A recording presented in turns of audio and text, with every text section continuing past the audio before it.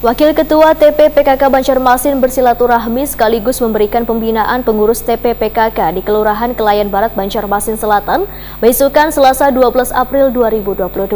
Dalam kesempatan ini, selain melaksanakan pembinaan terkait administrasi supaya terdokumentasi dengan baik, namun juga memberikan tali asih berupa paket sembako kepada warga. Wakil Ketua TPPKK Banjarmasin bersilaturahmi sekaligus memberikan pembinaan pengurus TPPKK di Kelurahan Kelayan Barat, Banjarmasin Selatan, besukan Selasa 12 April 2022. Dalam kesempatan ini, kada hanya melaksanakan pembinaan terkait administrasi supaya terdokumentasi dengan baik, namun juga memberikan tali asih berupa paket sembako kepada warga.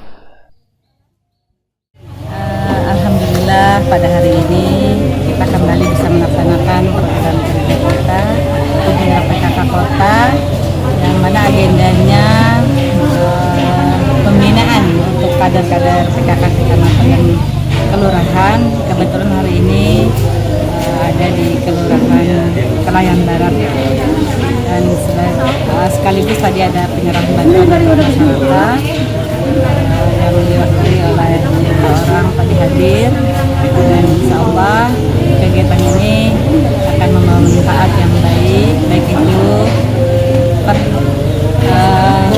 untuk administrasi mereka agar tetap terdokumentasi, terdata, baik itu kegiatan yang ada di kelurahan mereka, dan nantinya kalau sudah ada lomba-lomba seperti lomba administrasi, mereka sudah lengkap data-data mereka. Dan tadi sekaligus pemberian sembako dari PKK Kota untuk mereka, sekedar tali asih aja untuk masyarakat pula. Ya, untuk masyarakat juga.